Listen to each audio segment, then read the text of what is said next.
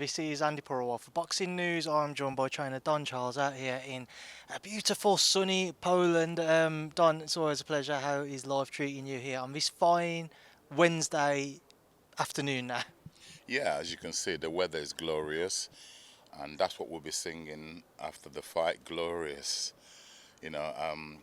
Yeah, it's really nice here. The weather is great.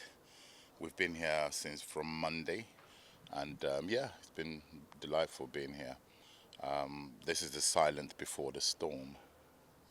The silence before the storm, indeed. Don, obviously, we caught up last week as yourself and Dan just kind of gave the media a little bit of a media shakeout, just so little signs of what you've been up to in the gym. How did the closing chapter of your camp in the UK look for you guys?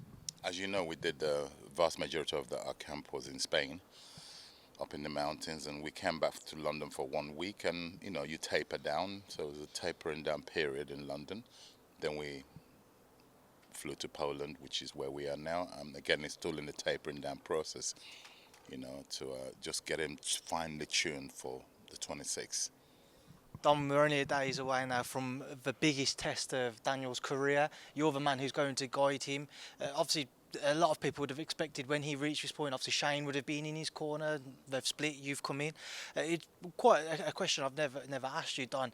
Why take on this challenge personally? You're going in for one of the biggest fights of your own career with a fighter you haven't worked with previously. Why do you feel like this is the right step to take? Because it's almost like if you're not successful, which many people are already writing Daniel off, you're setting yourself up for criticism.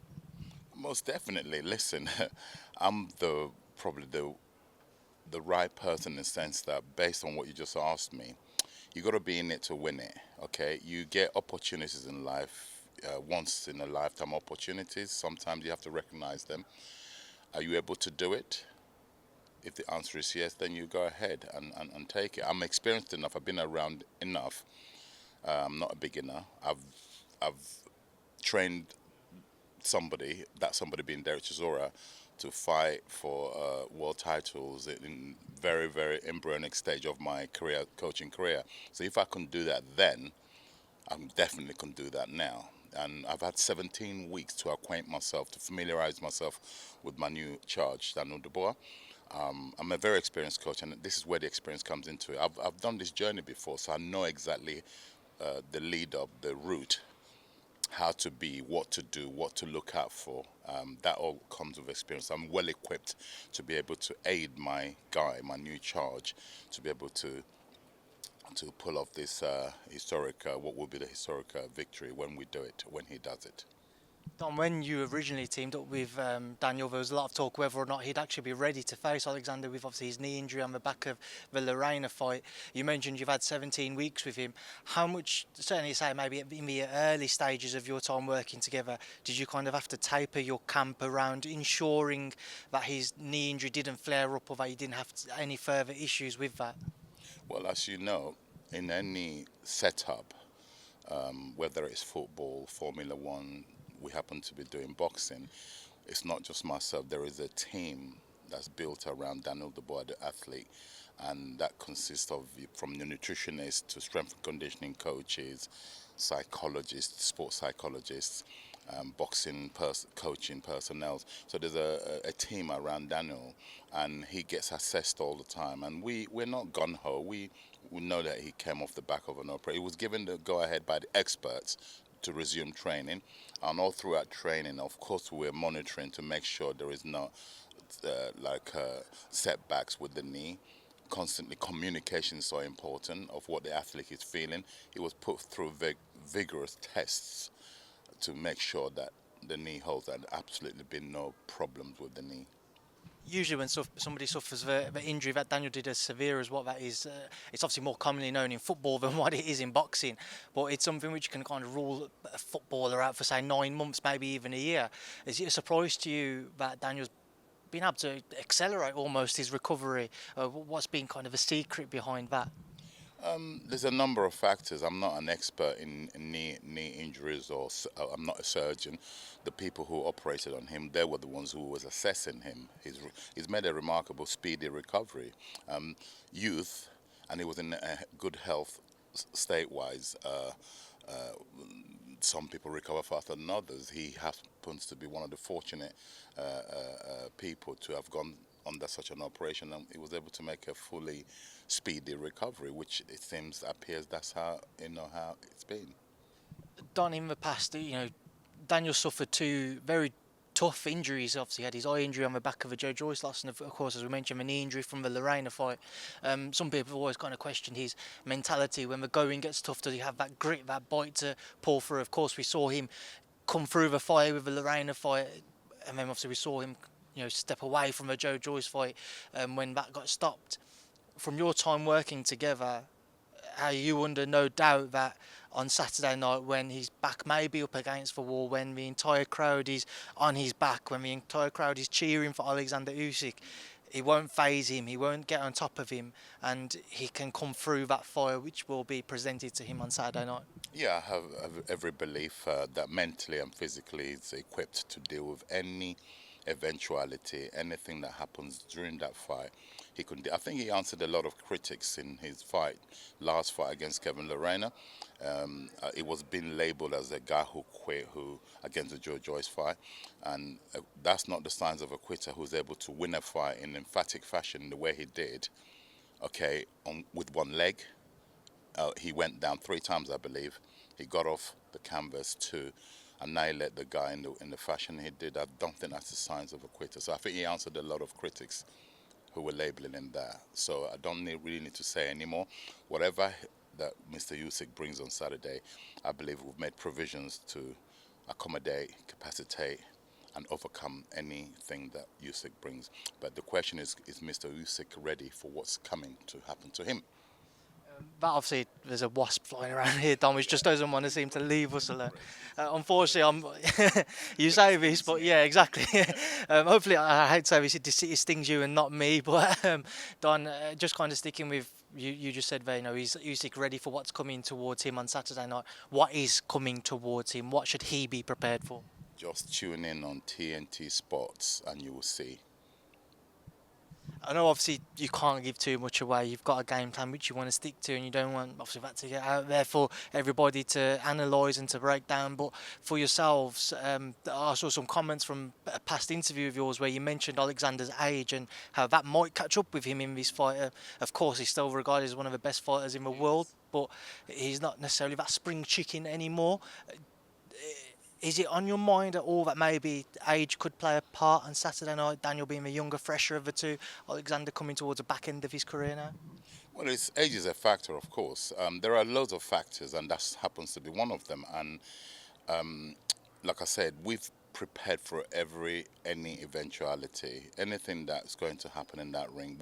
I believe Daniel is equipped to deal with it. Age, I've seen people age rapidly during a fight.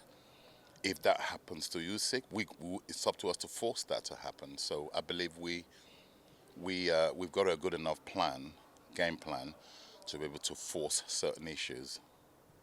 You know yourself, Don, boxing and the public is full of experts. Heading into this fight, a lot of people have always questioned, not questioned, but rather raised the point they feel if Daniel's to have success, he needs to really kind of, I don't want to say gun-ho, but he has to be the aggressor of the two. He has to really put it on him from the early rounds and make it somewhat of a firefight, if possible, early on, just to kind of hurt Alexander to slow him down.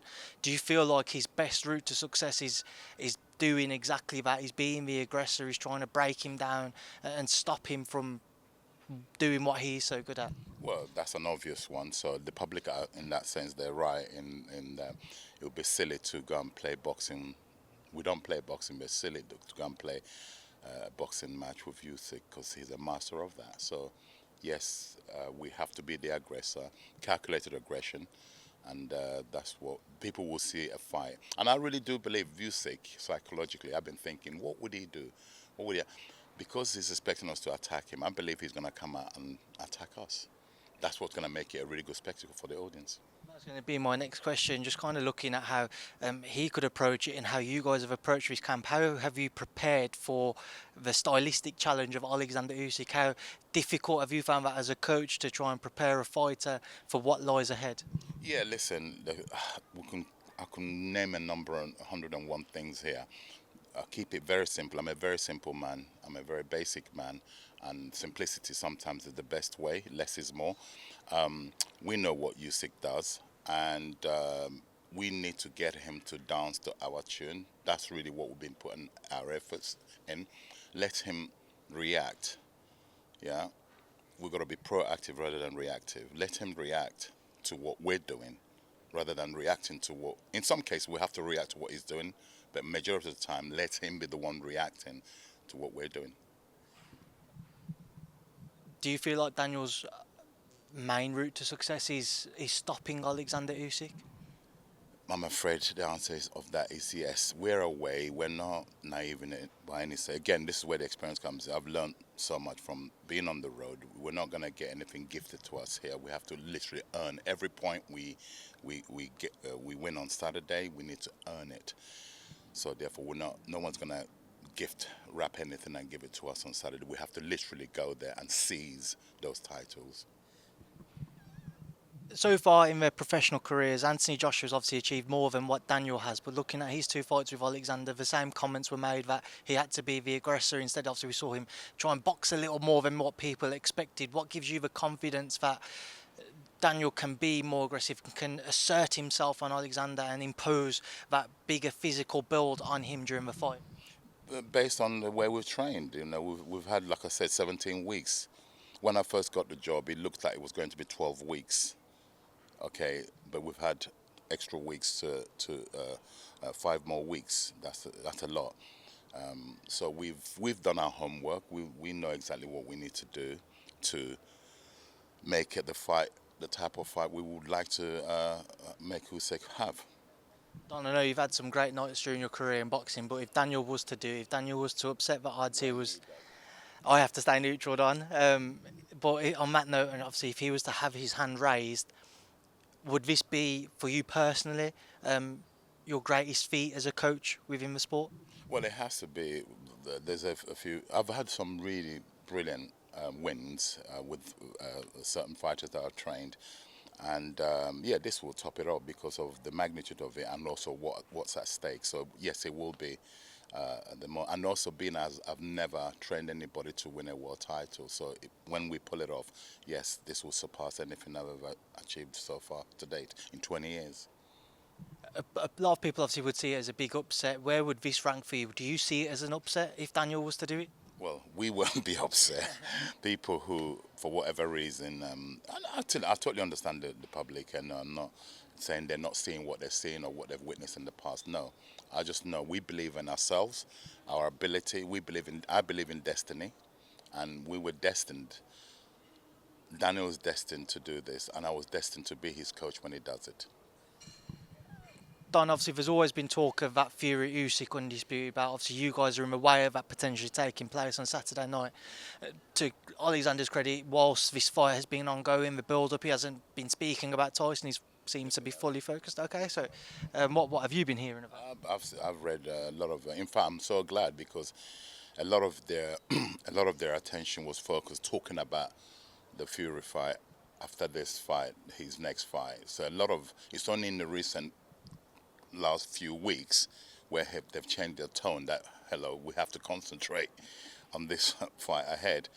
Prior, the first 7-8 weeks of when this fight was announced, all I was reading is that they're talking about his next fight. I said, fantastic, that really plays into our hands. That again leads into my next question. Do you feel like they've overlooked the challenge of Daniel Dubois? 100% yes, and you will see that. We will expose that on the 26th. Don, don't want to take up too much more of your time, so I appreciate you coming down and do this interview in a beautiful setting. I'm going to leave a final word to yourself. A big fight for you, for Daniel on Saturday night, the chance to create history out here in Poland. Anything you'd like to say to anyone, the doubters, the supporters, anybody who will be flying out, anybody who's going to be here in that arena or watching back home on TNT Sports? I just said they're going to be in for a great fight. You have to acknowledge Usyk. He's a masterful boxer. Like Daniel in his own very words says that everything that has a beginning has to have an end. And I'm afraid it is the end of not his boxing career, no. He will sustain his first loss at the heavyweight division. And yeah, so anyone tuning in, all the people tuning in, you're going to see a great fight. Whatever happens, you're going to see a great fight Okay, two people who want it. The champion want to retain his titles, but the challenger, we're on a mission to relieve him of those titles. Period. Right, Don, it's a pleasure as always. I'm leaving now to catch up with Daniel and get ready for the workout in a matter of hours' time. So yeah, thank you for speaking to me and Boxing News. Good luck on Saturday night. My pleasure, always.